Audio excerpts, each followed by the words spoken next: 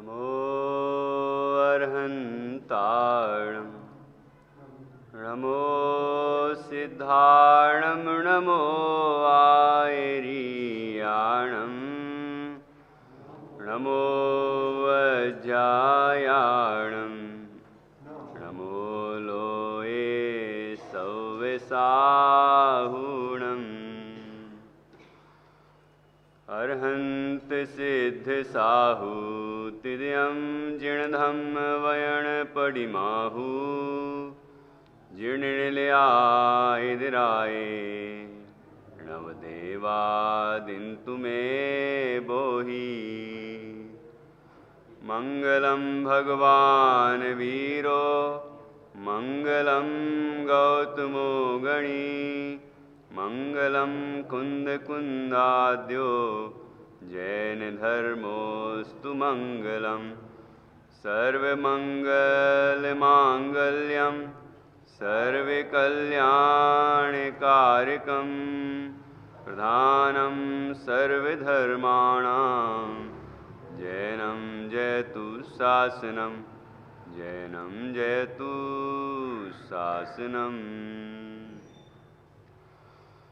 मंगलमय मंगलकरण वीतराग विज्ञान नमो ताहि जाते भय अरहंतादि महान करि मंगल करि हो महा ग्रंथ करन को काज जाते मिले समाज सब पावे निज पद राज।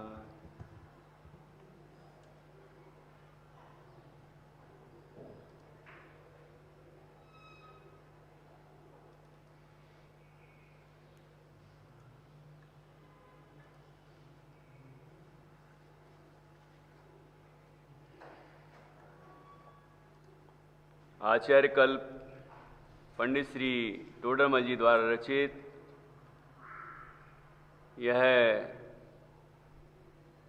अध्यात्म का संदेश देने वाली, अध्यात्म का रहस्य बताने वाली ऐसी रहस्यपूर्ण चिट्ठी है। इसमें स्वानुभव की दशा कैसे प्रकट होती है और स्वानुभव की दशा में क्या क्या ज्ञान और चारित्र की स्थितियां बनती हैं और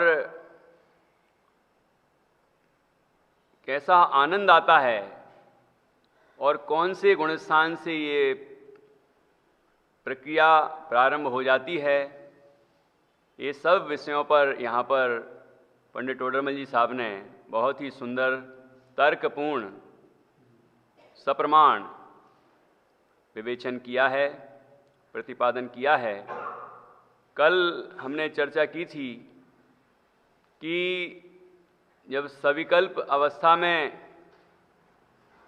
जैसा जानना हो रहा है वैसा ही जानना निर्विकल्प अवस्था में होता है। सविकल्प दशा में मन में जिस तरह शुद्ध चैतन्य तत्व का विचार चल रहा था, निर्विकल्प दशा में वैसे ही उसी चैतन्य का अनुभव होता है। तो जैसा चैतन्य सविकल्प में निश्चित किया वैसा ही निर्विकल्प में अनुभव में आया। तो जानने में कुछ विशेष नहीं है यदि, तो आनंद क्यों अधिक आता है? ये प्रश्न किया था, आनंद क्यों अधिक आता है? तो कहा कि सविकल्प दशा में ज्ञान अनेक ज्ञेयों को जानता था और अब निर्विकल्प दशा में वह ज्ञान सिमटकर केवल एक ज्ञेय को ही जान रहा है। एक तत्व पर ही, एक शुद्ध चैतन्य तत्व पर ही उसका उपयोग है। एक चैतन्य आत्मा को ही वह जानता है, उसमें ही अपनापन करता है, उसे अपना जानता है। तो उस एक ज्ञेय को जानने के कारण और एक आत्मा को जानने के कारण, आनंद स्वरूप तत्व को जानने के कारण आनंद प्रकट होता है। और जैसे जैसे उस स्वरूप में स्थिरता बढ़ती है वैसे वैसे आनंद बढ़ता है। तो एक विशेषता तो ये कही ज्ञान की, कि ज्ञान पहले अनेक ज्ञेयों को विषय बनाता था बाहर पंच इंद्रियों मन के माध्यम से, और मन में भी तरह तरह के विकल्प चल रहे थे पहले, भले ही वो प्रमाण के, नए के, निक्षेप के चल रहे होंगे, शास्त्र के चल रहे होंगे, आचार्यों के चल रहे होंगे, गुरुदेव श्री का भी स्मरण आ रहा होगा, सब हो रहा होगा, लेकिन जब अनुभूति प्रकट हुई तो एक शुद्ध चैतन्य तत्व ही ज्ञेय बना। तो इस कारण से आनंद आया। ज्ञान उतना ही है, ज्ञान नहीं बढ़ा, लेकिन वो ज्ञान सिमट गया और सिमट कर एक ज्ञेय को विषय बनाता है, इस कारण से आनंद आता है। और दूसरा कारण क्या बताया कि पहले अनेक तरह के विकल्प होते थे, तो ये राग द्वेष और तरह तरह के विकल्प होते हैं ना, शुभ भाव भी हो रहे होंगे, तो शुभ भाव के भी तो विकल्प ही हैं, तरह तरह के विकल्प हो रहे थे। अब वो विकल्प समाप्त हो गए, अब वो विकल्प शांत हो गए। मन का काम क्या, मन का धर्म क्या था, अनेक विकल्प करे। अब क्या हुआ कि अनेक विकल्प छूट गए, वो विकल्प समाप्त हो गए, शांत हो गए, मन पावे विश्राम। तो इस तरह जब अनेक विकल्प हो रहे थे वो शांत हो गए और एक तत्व, एक निर्विकल्प तत्व आत्मा ही अनुभव में आता है, इसलिए आनंद आता है। ये दूसरी विशेषता बताई कि स्वरूप में ही तादात्म रूप होकर वो पर्याय त्रैकालिक ध्रुव आनंद ज्ञानानंद स्वरूप आत्मा में तन्मय हो जाती है। वो ये नहीं कहती ये द्रव्य है और मैं पर्याय हूं। ये तो हम विवेचन करते हैं कि पर्याय अलग है और द्रव्य अलग है, पर्याय परिणमनशील है, द्रव्य अपरिणामी है, पर्याय क्षणिक है और द्रव्य त्रैकालिक है, ठीक है, और पर्याय नई नई आती है, द्रव्य ध्रुव तत्व वही का वही रहता है। ये हम विवेचन कर रहे हैं, लेकिन जब अनुभूति होती है तो पर्याय ये नहीं देखती कि ये अलग है, ये मैं इसका ध्यान करती हूं, ये ही मैं हूं, क्या कि मैं चैतन्य हूं, मैं भगवान हूं, मैं शुद्ध चैतन्य आत्मा हूं, ऐसा वो अनुभव करती है, इसलिए आनंद से पूर्ण हो जाती है। ये मैं इसका ध्यान करती हूं, यदि ये इस तरह का भाव रहे तो आनंद कभी नहीं आएगा, क्योंकि इसमें अपनापन कहां आया, एकत्व कहां आया, अहम बुद्धि कहां आई है।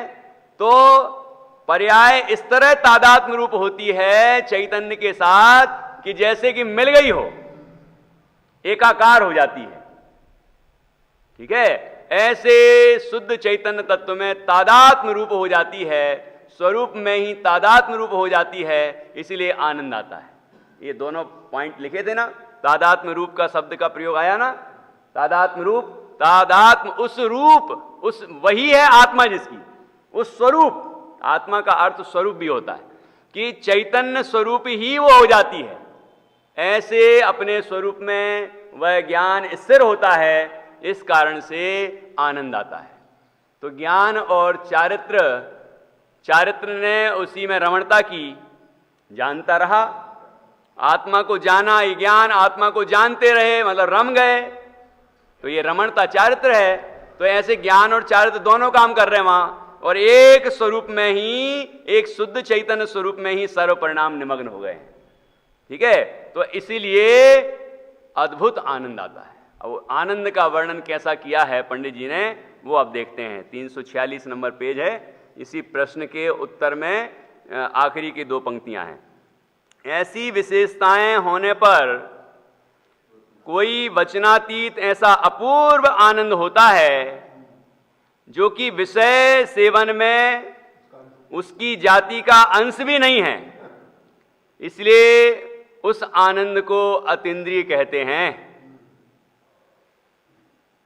वो ये प्रवचन जिसमें छपे हैं गुरुदेव श्री के, वो उसका नाम मैं कंफ्यूज हो गया था, अध्यात्म संदेश ही है, अध्यात्म संदेश, स्वानुभव संदेश मैं बोल रहा था ना, स्वानुभव संदेश 20 साल पहले पढ़ी थी किताब, फिर से देखने नहीं मिली, लेकिन वो भाव जो समझा था वो आज भी स्पष्ट है। तो उसका नाम है अध्यात्म संदेश, ठीक है, अध्यात्म का संदेश है। अब स्वानुभव का भी, इसमें पूरा स्वानुभव का ही संदेश है, इसीलिए वही नाम याद रहा, ये स्वानुभव संदेश। फिर मेरी 2-3 लोगों से चर्चा हुई, उनने बताया, और उनके पास किताब भी है यहीं बाहर भी, तो मुझे फिर एकदम याद आया कि ये नाम मतलब गलत हो गया, नाम गलत हो गया लेकिन भाव गलत बिल्कुल नहीं हुआ। तो अध्यात्म संदेश नाम है, गुरुदेव श्री के ये रहस्यपूर्ण चिट्ठी पर प्रवचन प्रकाशित हुए हैं। तो उसमें ये बात जब पढ़ी बड़ा आनंद आया। ये देखो यहीं लिखी है, ये अमृता सीति में भी आई है, अमृता सीति ग्रंथ आचार्य योगेंद्र देव, ये बात वहाँ भी आई है। वहाँ तो ये पंचम काल में उत्पन्न ऐसा लिखा है, एक शब्द और जोड़ दिया है कि पंचम काल में उत्पन्न स्वानुभव से उत्पन्न जो आनंद है, ठीक है ना, वो ये बाकी वाक्य तो है ये, वहाँ एक शब्द और आ गया विशेष, क्योंकि जीव सोचता है पंचम काल में कैसे काम हो, हैं इस कलयुग में कैसे हो।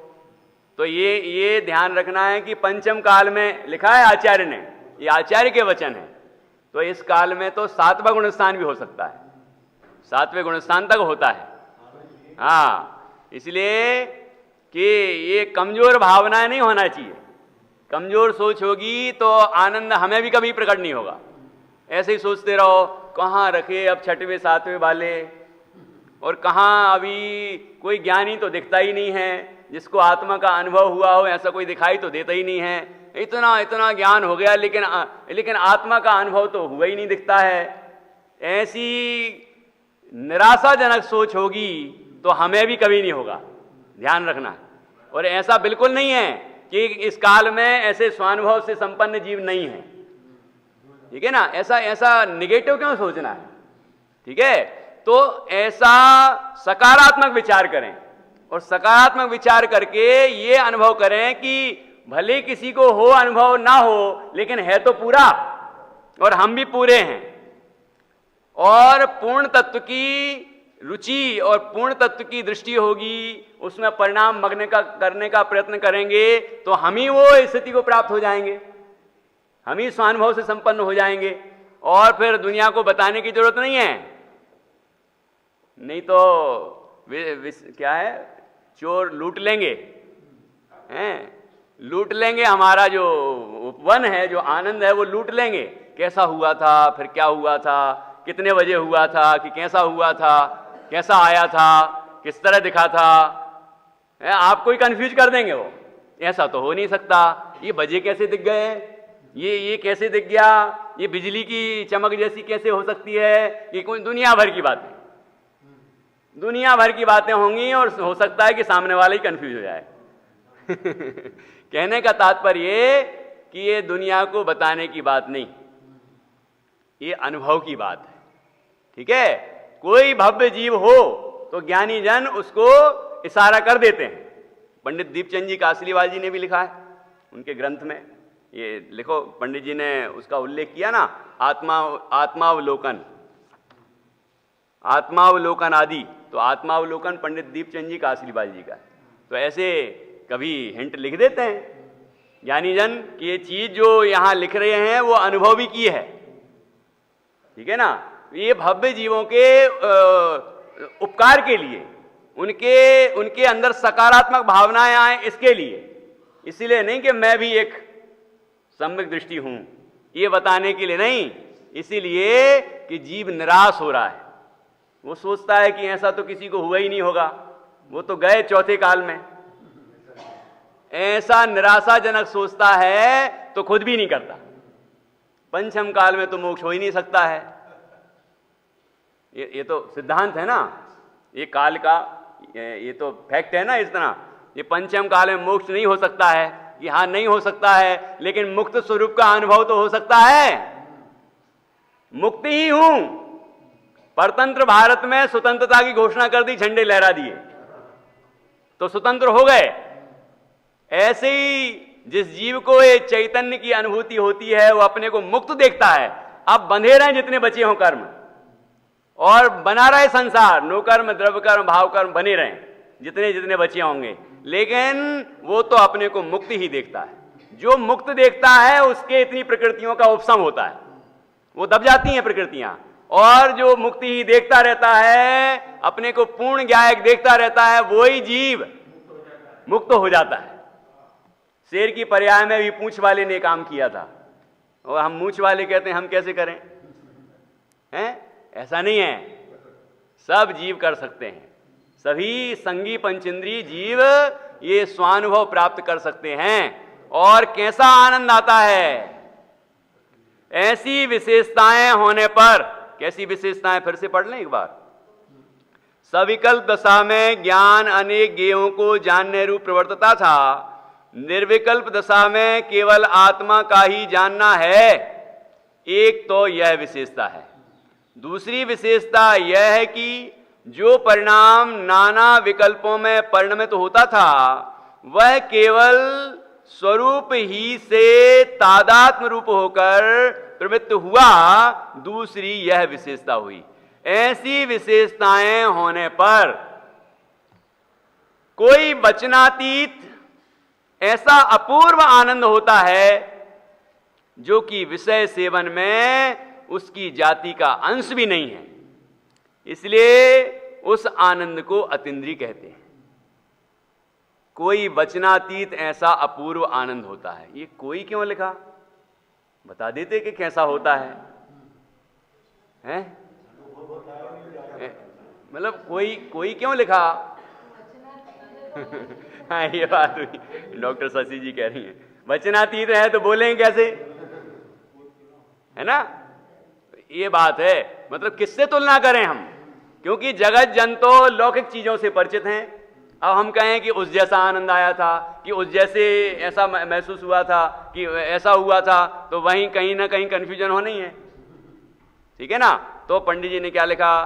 कोई वचनातीत, जो वचनों के द्वारा नहीं कहा जा सकता, जो बोला नहीं जा सकता है, ऐसा वचनातीत, ऐसा अपूर्व आनंद होता है। अपूर्व अनादि के संसार में, जब अनादि के संसार में इस जीव ने आज तक प्राप्त नहीं किया, ऐसा अपूर्व आनंद आत्मा से उत्पन्न होता है।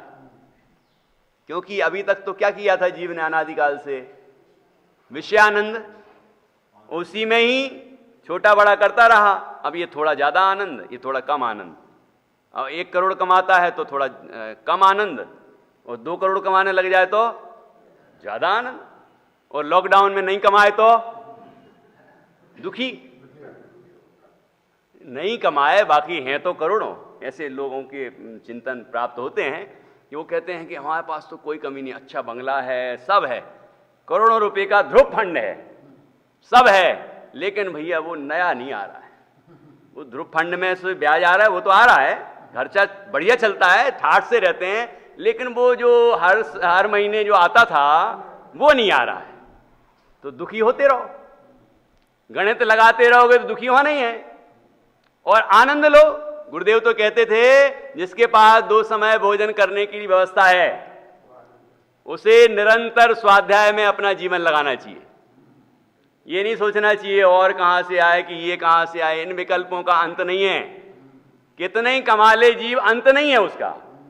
पूरा विश्व अणु के समान हो जाए, इतनी आशाएं हैं जीव की। इसलिए व्यर्थ के विकल्प क्यों करना? बढ़िया चल रहा है, सब कुछ अच्छा है, तो ये गणित क्यों लगाना? इतना नहीं कमाया कि इतना नहीं कमाया, इतना और कमा लेते, लॉकडाउन नहीं होता तो इतना और कमा लेते। इन विकल्पों में पाप बांधा है। पाप असाता वेदनी कर्म का बंध हुआ है। और संतोष रखता तो अंतराय कर्म का क्षयोपशम होता। संतोष से अंतराय कर्म का क्षयोपशम होता है और तृष्णा से बंध होता है। तो संतोष रखता तो क्षयोपशम होता और लाभांतराय का क्षयोपशम होने से लाभ मिलना शुरू हो जाता। दान लाभ भोग वीर, ये 4 भेद है, 5 भेद है ना अंतराय कर्म के निमित्त से जिनमें अंतराय होता है। यही कर्म के भी नाम है, यही जीव के भाव के भी नाम है। दान लाभ भोग वीर, ये 5 गुण होते हैं ना, 5 भाव हैं। तो यहां कह रहे हैं कि जीव ने अनादिकाल से ऐसा आनंद कभी प्राप्त नहीं किया। जो अमृता सीति में लिखते हैं कि इंद्र और चक्रवर्ती ने भी वैसा आनंद नहीं प्राप्त किया। विषयानंद की बात है। वो जितना आनंद आत्मा से प्राप्त करते होंगे वो उसकी बात तो यहां, उसको तो अपूर्व आनंद कह रहे हैं, वचनातीत आनंद कह रहे हैं। लेकिन जो हम वर्णन करते हैं इतना, कि चक्रवर्ती मतलब क्या, इतना वैभव, इतना वैभव, इतना वैभव। इंद्र मतलब क्या, तो वो जो वैभव है जिसका हमें आकर्षण है, उसमें रत्ती मात्र भी सुख नहीं है, अंश भी नहीं है उस जाति का, क्योंकि वो इंद्रिय है और ये अतीन्द्रिय है। और अतीन्द्रिय आनंद हम खुद ले सकते हैं, ठीक है ना। कोई कितने ही लॉकडाउन कर दे तो भी ले सकते हैं, कितने ही कुछ कर दे तो भी ले सकते हैं, लेकिन जीव की दृष्टि नहीं है वहां। जीव सोचता है बाहर भागूं, अनादि से आदत है ना बाहर में घूमने की, बाहर नहीं जा पा रहे, बाहर नहीं जा पा रहे। ये ऐसे विकल्प मानतुंग आचार्य करते तो क्या होता, तो भक्तामृत सूत्र की रचना होती, उनके अंदर समता रहती, और वो देवों के द्वारा जो चमत्कार हुआ वो होता, कुछ नहीं होना था। कहने का तात्पर्य क्या कि कैसी भी स्थिति हो, जीव को अपने को शुद्ध चैतन्य देखना चाहिए। मुक्त ही हूं, मुक्ति ही हूं देखना चाहिए। मुक्त देखेगा तो मुक्त होगा, मुक्त नहीं देखेगा तो संसार में घूमेगा। ये वचनातीत आनंद चाहिए है तो यहां भी वैसा अनुभव करना होगा जैसा यहां बताया है कि चैतन्य चमत्कार हूं मैं, चमत्कारिक चैतन्य तत्व हूं मैं। ऐसा अनुभव करेगा तो आनंद ही आनंद आएगा, ठीक है ना। और कैसा कैसा आनंद है वो, ऐसी विशेषता होने पर कोई वचनातीत ऐसा अपूर्व आनंद होता है जो कि विषय सेवन में उसकी जाति का अंश भी नहीं है। उसकी जाति का अंश, उसकी जाति का अंश मतलब किसकी जाति का अंश है? जो ऊपर वचनातीत अपूर्व आनंद कहा, जो स्वानुभव से उत्पन्न आनंद है, अतीन्द्रिय आनंद है, जो उसकी जाति का अंश भी नहीं है, उसकी जाति का अंश भी नहीं है, अंश भी नहीं है। थोड़ा सा ध्यान तो दें, हम क्या बोल रहे हैं। पंडित जी क्या कह रहे हैं, ये कह रहे हैं कि उस जाति का अंश भी नहीं है, वहां पर कुछ भी नहीं है। मतलब ये कि हम कितना आनंद ले सकते हैं, लेकिन हम व्यर्थ के विकल्पों में वो आनंद से वंचित हैं। कि पानी में मीन प्यासी, मोहे रह रह आवे हंसी। ये ज्ञानियों के वचन ऐसे निकलते हैं कि हमें ऐसी हंसी आती है। हंसी आती है मतलब कोई मजाक नहीं उड़ाते जीवों का, लेकिन मोह की तो मजाक ही उड़नी है। मोह तो शत्रु है, मोह की तो मोह के बारे में तो आचार्य ने कितना लिखा है, लेकिन तो भी जीव मोह नहीं छोड़ रहा। तो वो विषय में आनंद है ही नहीं, ठीक है। जब तक जीव परलक्षी है, पर की तरफ देखता है, राग द्वेष के विकल्प होते हैं, तब तक जीव को आनंद हो ही नहीं सकता। चाहे वो चक्रवर्ती बन जाए या सौधर्मिंद्र, सौधर्मिंद्र तो बनेंगे नहीं, चक्रवर्ती बनने वाले नहीं है। ये तो कहने की बात है कि चक्रवर्ती बन जाए और इंद्री बन जाए तो भी, क्योंकि ये भी सम्यक दृष्टि के पद हैं। जिसने अपने को मुक्त देखा, जिसने विषयों में सुख नहीं देखा, जिनने अपने आत्मा में ही सुख अनुभव किया, उन जीवों के जब तक वो संसार में रहते हैं ऐसे बड़े बड़े पद होते हैं। जो धन के पीछे भागता है उसे धन नहीं मिलता, जो धन के त्याग के बारे में सोचता है ये तुच्छ है, व्यर्थ है। और एकमात्र शुद्ध चैतन्य वो मैं हूं, बना बनाया भगवान, अनंत धन वाला हूं मैं, मेरे धन को कोई छीन नहीं सकता, ऐसा हूं मैं, ठीक है। तो इस तरह जीव विचार करेगा तो आनंद आएगा, और इस तरह नेगेटिव नकारात्मक सोचता रहेगा तो आनंद कभी नहीं आएगा। ऐसा एक बड़ा सुंदर ये विषय है, जो कि ये विषय है, ये विषय भी सेवन किया जा सकता है। हमने कहा ना ये बड़ा सुंदर विषय है, अब विषय का भी सेवन कर ले, कितना बढ़िया विषय है, याद कर लो, वाह क्या बात चली, वाह वाह वाह मजा आ गया। ये काय में मजा आया, ये विषय में या ये विषय में, सुनने के विषय में, कर्णेंद्रिय के विषय में, ये भी विषय है। ये विषय तो अनादि से अनंतमार पूरे हो गए, लेकिन ये विषय नहीं बन पाया, जिसे बनाने की बात इसमें लिखी है, ठीक है ना। नहीं तो वो भी विषय सेवन में ही जाएगा, जो कर्णेंद्रिय के विषय सेवन में जाएगा वो, कि हमें कोई आवाज सुन के ऐसा हर्ष होता है, होना चाहिए ज्ञानियों की आवाज सुन के, लेकिन आवाज सुन के ही संतुष्ट नहीं होना चाहिए। उस आवाज में, उन शब्दों में जो तत्व बताया था उसका अनुभव करने का प्रयत्न होना चाहिए। मैंने कहा कि भैया वहां आग लगी है, हटो वहां से, तो आप कह रहे हैं वाह कितनी बढ़िया शब्द बोले आपने, आग, अच्छा वही नहीं बोल दे तो, और हुतासन बोल दे तो, या कोई और थोड़ा साहित्यिक शब्द बोल दें, वाह क्या प्रकांड विद्वान है, अरे भैया वहां आग लग रही है, हट जाओ वहां से, हैं ये नहीं नहीं क्या बात है, क्या बात, तो जल जाएंगे फिर, है ना। बहुत बढ़िया बात कही, बहुत बढ़िया बात है, बहुत अच्छी बात है कि नहीं इससे काम नहीं बनेगा, बहुत अच्छा आत्मा है, 3 लोक में सबसे सुंदर है, जिसकी चर्चा इतनी सुंदर, वो कितना सुंदर होगा। खूब भजन हमने पढ़ लिए, खूब सुन लिया, खूब तारीफ हो गई, लेकिन अनुभूति हुई कि नहीं हुई, उसके लिए प्रयत्न हुआ कि नहीं हुआ, बैठे कि नहीं बैठे, हम बैठ के उस चैतन्य का निर्णय किया कि नहीं, अंदर में जो जान रहा है प्रति समय, ज्ञान की प्रतिपल उठे तरंग झांकता उसमें आत्म राम, वो तो झांक रहा है, हम देख नहीं रहे, वो तो झांक रहा है, हम देख नहीं रहे। तो जिस समय हम अंतर में देखेंगे अनुभूति प्रकट हो जाएगी, क्योंकि आत्मा तो अनुभूति स्वरूप ही है, अनुभूति स्वरूप ही है। आबाल गोपाल सबको सदाकाल सुलभ है, लेकिन अनुभूति स्वरूप आत्मा को ये जीव अनुभव नहीं करता, उसमें मिश्रित करता है, कुछ जो गेय बनते हैं उनको मिक्स कर देता है, मिक्स है नहीं लेकिन मिश्रित करता है, ये उनको उनके साथ उस अनुभूति को देखता है। जैसे कि वो गाय घास के साथ मिष्ठान्न को खाती है, तो वो ये सोचती है आज तो घास बड़ी मीठी है, आज तो भूसे में बड़ा स्वाद आ रहा है, लेकिन वो भूसे का स्वाद है क्या कि मिठाई का स्वाद है। बस यहां पर यही गड़बड़ है कि ये ज्ञान का स्वाद है कि विषय का स्वाद है। जीव को ऐसा भ्रम हो जाता है कि विषय का स्वाद है, बस यही गड़बड़ है।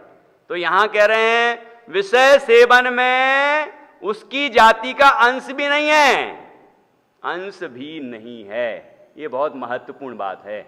जब जीव को ये समझ में आ जाएगा कि विषय सेवन में स्वानुभव से उत्पन्न आनंद की जाति का अंश भी नहीं है, तो जीव को अपने स्वरूप की महिमा आएगी और स्वरूप आनंद के लिए जीव प्रयास करेगा। जब तक ये जीव को ये लगता रहेगा कि थोड़ा बहुत तो आनंद विषयों में है ही, तब तक जीव अपने स्वरूप का अनुभव नहीं करेगा।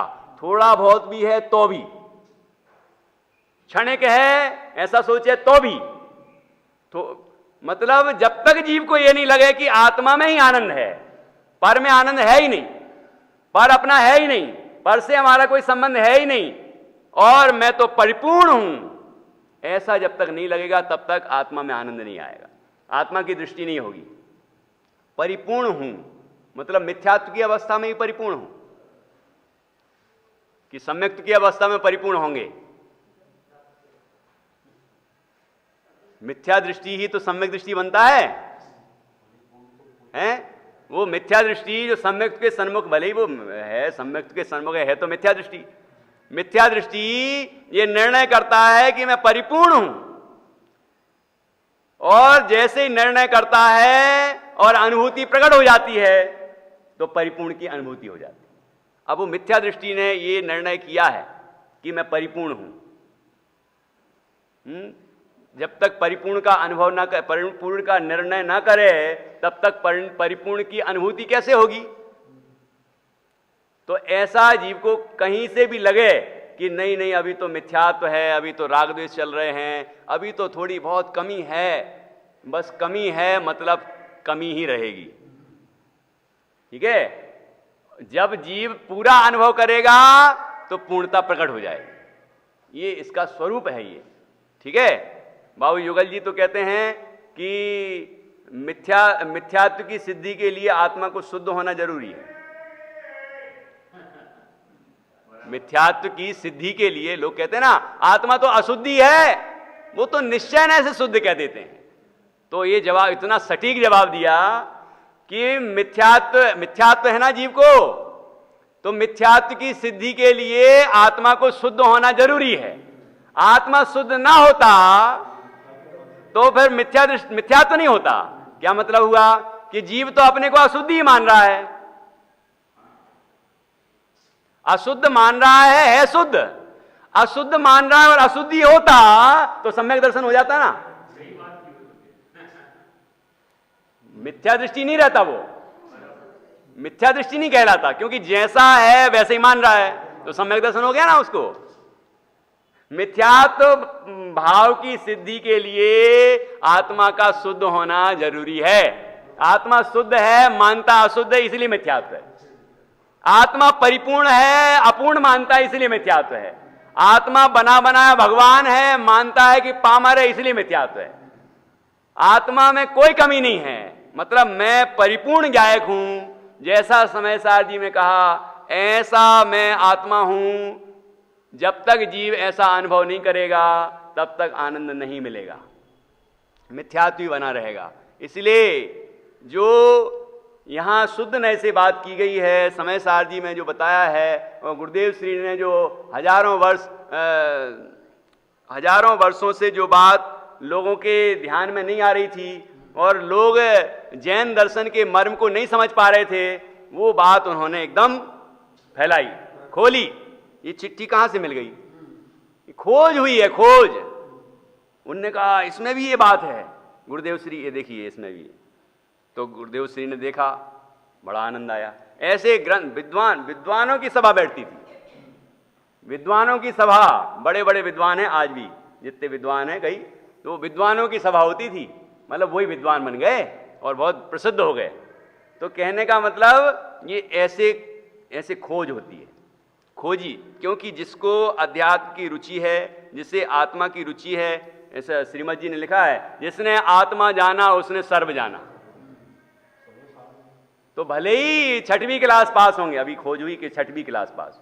पहले तो लोग बोलते थे कि गुरुदेव श्री 4थी क्लास पास थे, फिर खोज हुई, वहां से सर्टिफिकेट निकलवाया तो कहीं 6वीं पास थे उमराला में। अब 6वीं पास हो कि 4थी पास हो, उससे क्या फर्क पड़ रहा है? जिसने आत्मा जाना उसने सर्वजन शासन जान लिया। तो आप कोई भी ग्रंथ ले आओ, उसका जो मर्म है वो सम्यक दृष्टि के हृदय में आ जाता है।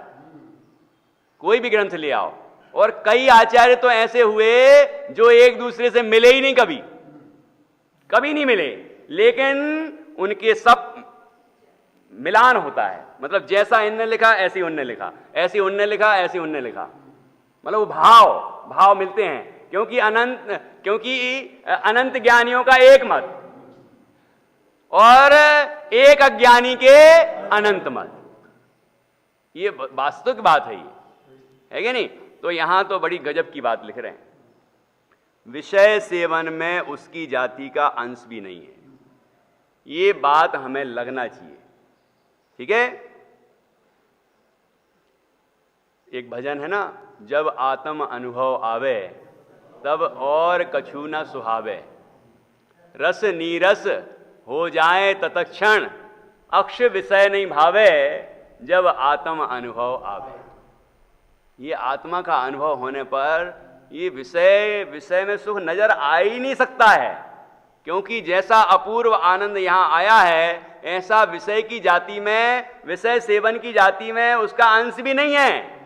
मैं तो ऐसा विचार करता हूं कि जो यहां पर प्रथम के बाद जो पश्चात में लिखा है, और पश्चात में जो आनंद तरंगें उठती हैं, वो आनंद तरंगों में जो आनंद है, भले ही वो मंद कसाय का आनंद है, विषयानंद नहीं है वो, है ना? कसाय इतनी मंद हो जाती है पश्चात वाले पॉइंट में, जो आनंद की तरंगें हैं, वो आनंद की तरंगों में जो आनंद है और शांति है, वैसी शांति भी विषयानंद में नहीं है, विषय सेवन में नहीं है, ठीक है ना? आनंद की तरंग उठने लग जाती है, लेकिन वो तरंगों में अटकता नहीं, वो तो अपने को चिन्मात्र देखता है। जैसे ही चिन्मात्र देखता है, आनंद प्रकट हो जाता है, और वो अपूर्व आनंद होता है। ऐसा गजब का आनंद है, कोई वचनातीत ऐसा अपूर्व आनंद होता है जो कि विषय सेवन में उसकी जाति का अंश भी नहीं है। इसलिए उस आनंद को अतीन्द्रिय कहते हैं। वो अतीन्द्रिय आनंद है, क्योंकि विषय सेवन इंद्रियों से होता है, और उसमें वो आनंद है ही नहीं। और ये आत्मा के आश्रय से होता है, तो आत्मा के आश्रय से होता है। आत्मा खुद अतीन्द्रिय है, स्वभाव से ही अतीन्द्रिय है, इंद्रियातीत ही है आत्मा का स्वभाव। और वो जो ज्ञान आत्मा को जानता है वो भी अतीन्द्रिय है। जो जिस श्रुत ज्ञान में आत्मानुभूति प्रकट हुई वो श्रुत ज्ञान भी कैसा है? अतीन्द्रिय। तो उससे प्रकट होने वाला जो आनंद है वो कैसा होगा? वो भी अतीन्द्रिय। तो अतीन्द्रिय ज्ञान से अतीन्द्रिय तत्व का अनुभव करता है, अतीन्द्रिय आत्मा का अनुभव करता है, तो अतीन्द्रिय आनंद उत्पन्न होता है। ऐसा बड़ा गजब का ये पॉइंट है। इस पर जितना विचार किया जाए उतना कम है। सभी यहाँ पर जितने अभ्यासी लोग बैठे हैं सभी, तो ज़्यादा विस्तार करने की जरूरत नहीं है। हमें ये सोचने की जरूरत है कि हम जहाँ पर आनंद खोज रहे हैं वहाँ आनंद है कि नहीं है। अनादि से तो मिला नहीं है, अब कितने दिनों में मिल जाएगा? अब कब मिलेगा? कब मिलेगा? कि अनंत काल भी नहीं मिलेगा। अब वो बूढ़ी महिला कब तक प्रकाश में सुई ढूंढेगी तो मिल जाएगी उसको, जबकि वो अंधकार में खोई है। खोई है वहां, ढूंढ रही है वहां, क्योंकि वहां लाइट है। किसी ने कह दिया कि जहां प्रकाश हो, प्रकाश नहीं मिलती है, वो अंधेरे में कोई चीज मिलती है क्या? तो वहां प्रकाश में ढूंढने लगी कि प्रकाश को वहां लाना पड़ेगा। वहां प्रकाश को लाएंगे तो वहां पर वो सुई दिखेगी, जहां है नहीं वहां कैसे दिखेगी? शास्त्रों में है आत्मा, गुरु जी में है, पंच परमेश जी में है अपना आत्मा, उनके आश्रय से आनंद मिलेगा। हम तो वहीं खोज रहे हैं, बाहर में खोज रहे हैं, बाहर में नहीं मिलेगा। जो जहां है वहीं मिलेगा, जो है वही है, वही उसी की स्वीकृति में मिलेगा, और उसकी स्वीकृति में आनंद मिलेगा, अपूर्व आनंद आएगा। ये यहां है तो यहीं मिलेगा, बाहर में है ही नहीं तो वहां से कैसे मिलेगा? ये वस्तु का स्वरूप है। ऐसी बड़ी सुंदर बात है। आगे बढ़ते हैं। देखो यहां फिर प्रश्न है, अनुभव में भी आत्मा परोक्ष ही है, तो ग्रंथों में अनुभव को प्रत्यक्ष कैसे कहते हैं? ऊपर की गाथा में ही कहा है पच्चक्खो अनुभवो जम्मा, सो कैसे? ये ऊपर की गाथा में कहा कि जो ऊपर कोटेशन दिया था ना पेज नंबर 343 पर है, उसमें ये तत्व का अन्वेषण काल और तत्व का आराधन काल, ये बात बताई थी ना। तच्चाणे क्षण काले समयम बुद्धेहि जुत्तिमग्गेण नो आरायण समये पच्चक्खो अनुभवो जम्हा। पच्चक्खो अनुभवो जम्हा, ये वहां गाथा में कह आए हैं, गाथा में कह आए कि अनुभव प्रत्यक्ष होता है, अनुभव प्रत्यक्ष है। तो फिर यहां प्रश्न देखिए कि अनुभव में भी आत्मा परोक्ष ही है। आपने अभी जो सिद्ध किया कि अनुभव के काल में भी आत्मा परोक्ष ही है, क्योंकि परोक्ष ज्ञान है, मति ज्ञान श्रुत ज्ञान परोक्ष ज्ञान है, और श्रुत ज्ञान में आत्मा अनुभव में आया तो परोक्ष ही आया, परोक्ष ही है आत्मा उस समय। तो परोक्ष ही है, अनुभव में भी आत्मा परोक्ष ही है, तो ग्रंथों में अनुभव को प्रत्यक्ष कैसे कहते हैं? जब आत्मा अनुभव के काल में भी परोक्ष कह रहे हो, आप ऊपर अभी कह आए हो, तो फिर ग्रंथों में तो लिखा है कि आत्मा अनुभव प्रत्यक्ष है। अनुभव को प्रत्यक्ष कैसे कहते हैं? वो जो अनुभव हुआ वो प्रत्यक्ष है, तो ये ऐसा कैसे कहते हैं? और ऊपर की गाथा में भी लिखा था, ये शिष्य प्रश्न कर रहा है। ऊपर की गाथा में भी कहा है पच्चक्खो अनुभवो जम्हा, इसलिए आत्मा अनुभव प्रत्यक्ष है। मतलब अनुभव से प्रत्यक्ष ज्ञात होता है, अनुभव में आता है, उसका वेदन होता है, उसका आनंद प्राप्त होता है, और ये प्रत्यक्ष है। तो ये कैसे कहते हैं? उसका समाधान, अनुभव में आत्मा तो परोक्ष ही है। भाई ग्रंथ में कह दिया तो भी आप कह रहे हो, ये बात तो है, ग्रंथ में ये भी कहा है, दोनों बातें ग्रंथों में कही हैं। अनुभव में आत्मा तो परोक्ष ही है, कुछ आत्मा के प्रदेश आकार तो भाषित होते नहीं हैं, परंतु स्वरूप में परिणाम मग्न होने से जो स्वानुभव हुआ वह स्वानुभव प्रत्यक्ष है। देखो बैलेंस देखो आप, क्या कह रहे हैं? अनुभव में आत्मा तो परोक्ष ही है। क्यों परोक्ष है? प्रदेश दिखते हैं क्या? तो प्रदेश नहीं दिखते मतलब आत्मा दिखता है क्या? अब आत्मा दिखता होता तो प्रदेश भी दिखते ना, मतलब आत्मा असंख्यात प्रदेश ही आत्मा, तो क्या प्रदेश दिखते हैं? दिखते हैं मतलब आंखों से दिखने का तो कोई काम ही नहीं है। अब जो बोले अंदर की बात तो आंखों की बात छोड़ दो, है ना, इंद्रियों की और मन की बात नहीं चल रही है, वहां अनुभव की बात चल रही है। ज्ञान से आत्मा दिखा तो कैसा दिखेगा? तो उसके असंख्यात प्रदेश दिखेंगे कि नहीं? भगवान को दिख रहे होंगे कि नहीं? भगवान को दिख रहे होंगे कि नहीं? कैसे दिख रहे होंगे? नहीं तो कैसे दिख रहे होंगे? काले काले के, गोरे गोरे की, सफेद सफेद, बिजली की चमक जैसे, प्रकाश के पुंज जैसे, कैसे कैसे दिख रहे होंगे? अमूर्तिक है तो अमूर्तिक ही दिखेगा। आकाश अनंत है, अनंत, तो लोग पूछते हैं कि अनंत है तो भगवान तो केवल ज्ञानी है, तो अनंत में कहां तक अनंत है? उसका आखिरी हिस्सा तो देखते होंगे, जानते होंगे। अरे भैया अनंत बोला तो अनंत का क्या मतलब होता है? अनंत का क्या मतलब होता है? अनंत का मतलब होता है अनंत, तो फिर पूरा जानते हैं कि नहीं जानते हैं? ऐसा पूछते हैं लोग। अरे अनंत को अनंत रूप जानते हैं, अनंत है पूरा जानते हैं, लेकिन अनंत है ना, तो अनंत को अनंत रूप ही जानते हैं। आत्मा में अनंत गुण है, अनंत धर्म है, अनंत शक्तियां हैं, तो अनंत रूप ही जानेंगे कि उसकी सीमा जान लेंगे। सीमा मतलब कितने हैं, तो बताओ कितने अनंत हैं? अनंत को अनंत रूप जानते हैं, ठीक है। तो पूरा जान लिया तो अनंत है, ये पूरा अनंत है तो अनंत को अनंत रूप जाना। अनंत को ऐसा जानते कि इतने गुण हैं, मतलब कम संख्या बता देते, तो संख्या हो गया तो संख्यात हो गया। वो संख्या से पार गए, अनंत से पहले वाला जो हिस्सा है असंख्यात है, और उसके बाद अनंत है, और अनंत में भी अक्षय अनंत भी होता है, क्योंकि एक अनंत है जो सक्षय अनंत है, उसका भी अंत हो जाता है, लेकिन अक्षय अनंत का अंत नहीं होता। आत्मा में अक्षय अनंत गुण है, ठीक है। तो जैसा जितने हैं उतने पूरे जानते हैं। तो यहां लिखा कि अनुभव में भी आत्मा परोक्षी है, तो ग्रंथों में अनुभव को प्रत्यक्ष कैसे कहते हैं? ऊपर की गाथा में ही कहा है, पच्छक्को अनुभव जम्मा सो कैसे है, उसका समाधान। अनुभव में आत्मा तो परोक्ष ही है, कुछ आत्मा के प्रदेश आकार तो भाषित होते नहीं हैं।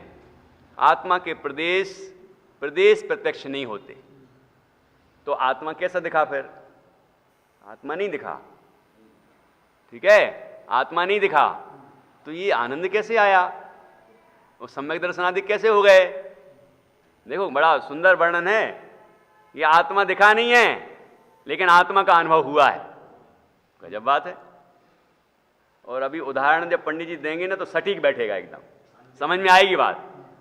हाँ देखो क्या कहा कि अनुभव में आत्मा तो परोक्ष ही है, कुछ आत्मा के प्रदेश आकार तो भाषित होते नहीं हैं, परंतु स्वरूप में परिणाम मग्न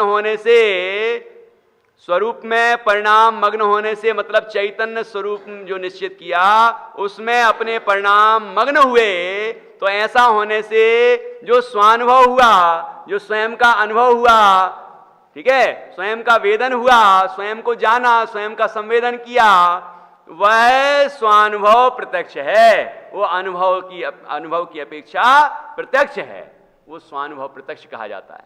वेदन प्रत्यक्ष, स्वसंवेदन प्रत्यक्ष, है ना, स्वानुभव प्रत्यक्ष, ऐसे शब्दों का प्रयोग आता है, तो वो स्वानुभव प्रत्यक्ष है।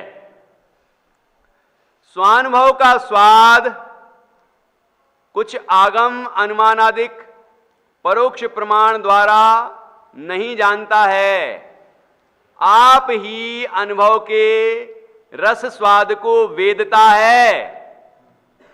ऊपर जो आगम और अनुमान आदि की बात लिखी थी ना, उससे आत्मा का निश्चय किया था और उस आत्मा में फिर परिणाम मग्न किए थे, तो वहां तक तो वो आगम और अनुमान आदि प्रमाण हैं। लेकिन उसके बाद परिणाम मग्न होने के बाद जो आत्मा अनुभूति प्रकट हुई है वो कोई आगम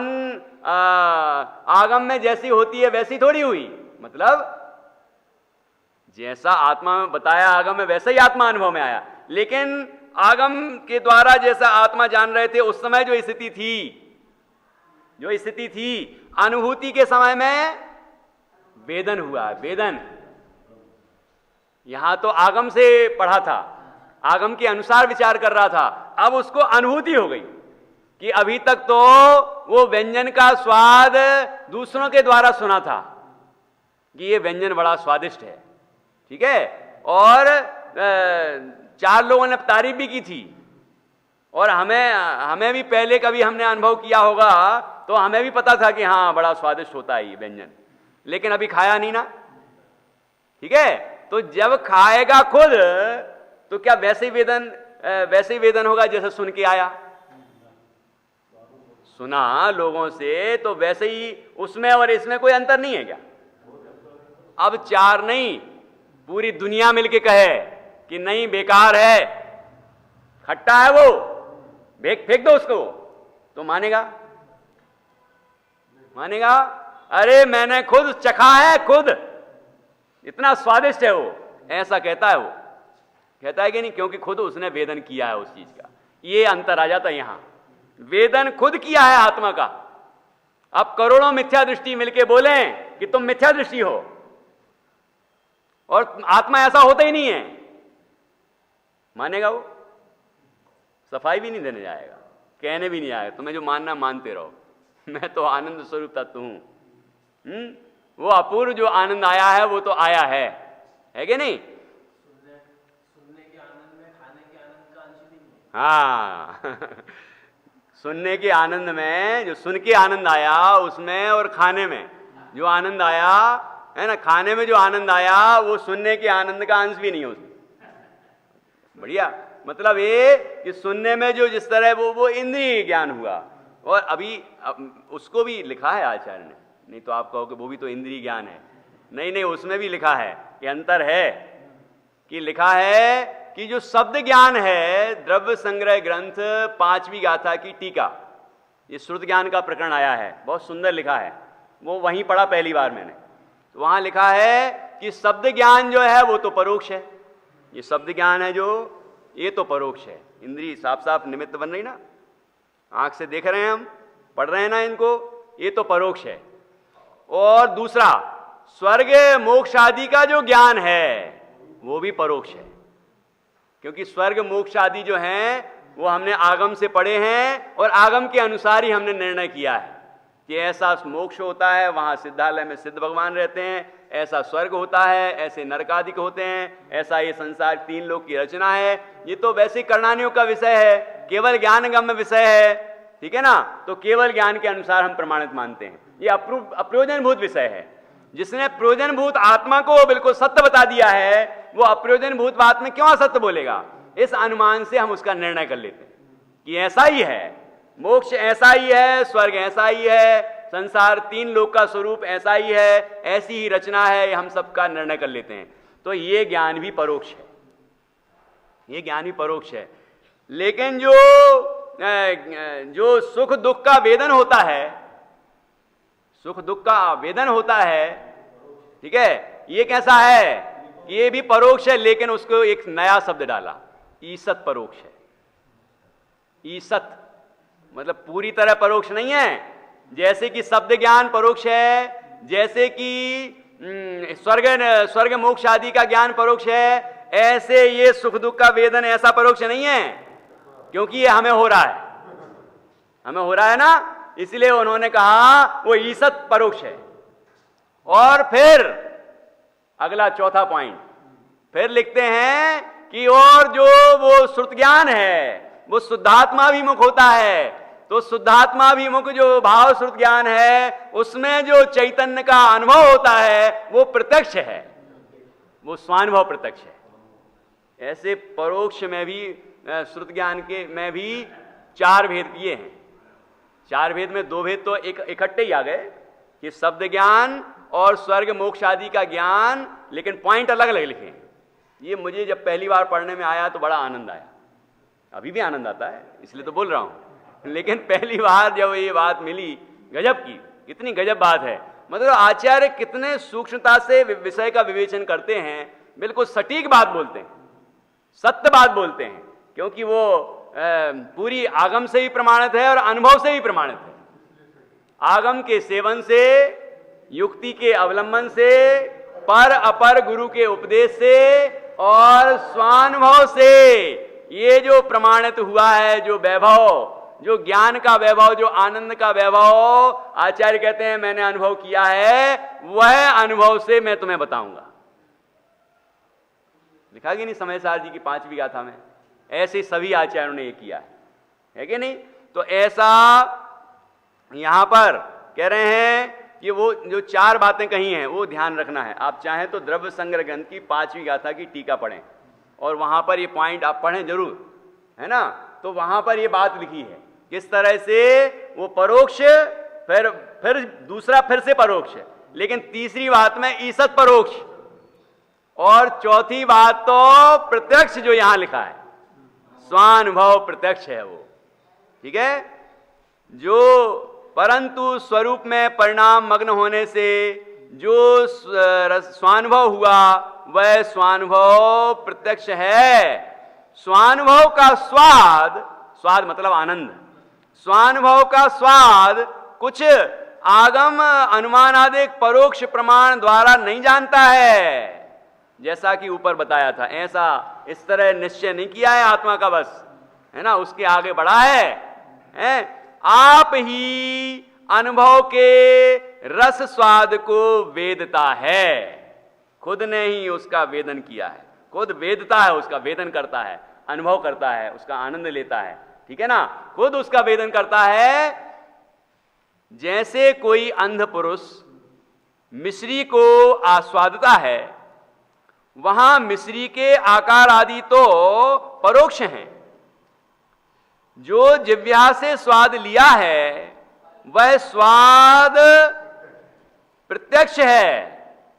वैसे स्वानुभव में आत्मा परोक्ष है, जो परिणाम से स्वाद आया वह स्वाद प्रत्यक्ष है, ऐसा जानना। ये इतनी सुंदर बात कही है, मिश्री का उदाहरण दिया है। अंध पुरुष, भैया अंध पुरुष मतलब जिसके जो आंख से नहीं देख सकता, ठीक है, तो उसने मिश्री देखी होगी कि नहीं डॉक्टर साहब? अंधे ने, भाई अंध पुरुष की बात चल रही है ना, अंधे ने मिश्री देखी होगी कि नहीं देखी होगी? डॉक्टर साहब अभी भी कह रहे देखी है। हाँ, वो अगले पॉइंट को बोलना चाह रहे हैं, मैं समझ गया। ये उसने देखी है कि नहीं देखी? कि देखने के अब 2 तरीके हो गए। मतलब ये एक तो आंख से देखी कि नहीं देखी, और एक अनुभव से, ज्ञान से देखी कि नहीं देखी। कि उसने आंख से तो नहीं देखी लेकिन ज्ञान से देखी कि नहीं देखी। अब उससे कहा जाए कि नहीं नहीं मिश्री तो खारी होती है, तो मानेगा? कभी नहीं देखी उसने, कभी नहीं देखी मिश्री, क्योंकि अंधा है वो, कैसे देखेगा? लेकिन मानेगा क्या वो? कि बिल्कुल नहीं मानेगा, ठीक है ना। तो उसमें क्या विशेषता हो जाती है यदि आंख से देखते तो? मनीष जी भैया, क्या विशेषता हो जाती है? बस ये दिख जाता कि वो चौकोर वाली है, कि वो गोल वाली है, कि वो धागे वाली है, देसी है कि विदेशी है, मतलब जो भी है वो दिख जाता। दिखता कि नहीं दिखता? और वो देख लेता एक गोल गोल है ना, ऐसे उसमें वो जो खुरदरे से हैं, धागा भी निकाल के अलग कर दिया है ना, ऐसी है। फिर उसने फिर मुंह में खाई। अब मुंह में जब खाई, अंदर गई तो दिख रही है, फिर क्या आ रहा है? उसका स्वाद आ रहा है। बस इतना ही अंतर है कि उसने आकार आदि को देखा आंख वाले ने, और बिना आंख वाले ने आकार आदि को नहीं देखा। बस इतना अंतर है। भगवान सर्वज्ञ ने उस आत्मा को प्रदेश प्रत्यक्ष जाना है। अनंत गुण, अनंत धर्म, अनंत शक्तियां, जो कुछ भी आत्मा का अनंत वैभव है, सब ज्ञात हो रहा है। पर्याय भी ज्ञात हो रही हैं, सब ज्ञात हो रहा है, त्रिकालवर्ती परिणाम, ठीक है ना। लेकिन अपनापन किसमें है? आप रूप किसको जानते हैं? वो सकल गे ज्ञायक तदपि निजानंद रसली। प्रवचन सार जी की 34वीं गाथा में आया कि केवल ज्ञान द्वारा अपने आत्म तत्व को ही जानते हैं आप रूप से, ठीक है। और श्रुत ज्ञान द्वारा क्या करते हैं? जो भाव श्रुत ज्ञान की, शुद्धात्मा विमुख श्रुत ज्ञान की बात की हमने, उसके द्वारा क्या करते हैं कि उस भाव श्रुत ज्ञान के द्वारा भी ज्ञानी अपने को शुद्ध चैतन्य जानता है, अपने को आत्मा जानता है, अपनी आत्मा को जानता है। तो श्रुत ज्ञानी भी आत्मा को जानता है और केवल ज्ञानी भी आत्मा को जानते हैं। तो अधिक जानने से बस हो, अधिक जानने से बस हो कि इतना लोकालोक जान लूं, इतने शास्त्र जान लूं, इतने दुनिया भर का जान लूं, ये भी जान लूं, वो भी जान लूं, दुनिया भर का जान लूं। जिसने आत्मा जाना उसने सब जाना, जिसने आत्मा नहीं जाना उसने कुछ नहीं जाना। सब जानना बेकार है, व्यर्थ है। प्रयोजनभूत कितना ज्ञान है कि जो ज्ञान आत्मा को जानने में लगे, जो ज्ञान आत्मा को जानने में लगे उतना प्रयोजनभूत, और बाकी सब ज्ञान अप्रयोजनभूत, वो व्यर्थ है, कोई काम का नहीं है, ठीक है ना। काम का कितना, मतलब आनंददायी ज्ञान कितना कि जो आत्मा में लगे, आत्मा को जाने। आत्मा को जानते ही आनंद मिलता है, तो आत्मा को जाने उतना ज्ञान काम का, और बाकी सब बेकाम का। ऐसी गजब की बात है ये। तो मिस्री का उदाहरण जो दिया पंडित जी ने, गजब का उदाहरण दिया है ना। उससे अपन को ये बात समझनी है कि उसको मिस्री नहीं दिख रही है, लेकिन मिस्री का स्वाद आया। ऐसे ही श्रुत ज्ञानी को आत्मा नहीं दिख रहा है, परोक्ष है, लेकिन उसे आत्मा का आनंद आया। जो आत्मा आगम से निर्णय किया था, अनुमान से निर्णय किया था, उस ज्ञान स्वरूप आत्मा में अपना उपयोग लगाया, परिणाम मग्न किए। वो परिणाम मग्न होते ही वो चैतन्य तत्व अनुभव में आ गया। अनुभव होते ही अपूर्व आनंद आया। उस आनंद का वेदन हुआ कि नहीं हुआ? उस आनंद का वेदन हुआ है, ठीक है। उस आत्मा का वेदन हुआ है और आनंद का वेदन हुआ है। तो वेदन प्रत्यक्ष है, वेदन की अपेक्षा प्रत्यक्ष है, और दिखने की अपेक्षा परोक्ष है, ठीक है ना। केवल ज्ञान में प्रत्यक्ष है और श्रुत ज्ञान में वह आत्मा परोक्ष है। इस तरह परोक्ष की क्या अपेक्षा है और प्रत्यक्ष किस अपेक्षा से है, ये दोनों अपेक्षाएं मिस्री के उदाहरण से आज पंडित जी ने बहुत ही सुंदर ढंग से यहाँ पर प्रतिपादित किए हैं। इस विषय में अभी अपन थोड़ी और चर्चा करेंगे कल, और फिर आगे का पैराग्राफ भी बहुत जोरदार है, उस पर भी हम चर्चा करेंगे। अभी मुझे लगता है कि 3-4 दिन में ये चिट्ठी पूर्ण हो जाएगी। तो इस पूर्ण तो हो जाएगी, पूरी तो पहली भी हो गई होगी ना। इसमें डेट लिखी है, इसमें डेट लिखी है कितनी डेट को कितना विवेचन हुआ है, हाँ ठीक है ना। लेकिन पूरी हो जाएगी, अपन को पूर्ण देखना है, क्योंकि पूरी तो कई बार हो गई होगी, लेकिन पूर्ण देखने का काम इस बार जरूर करना चाहिए।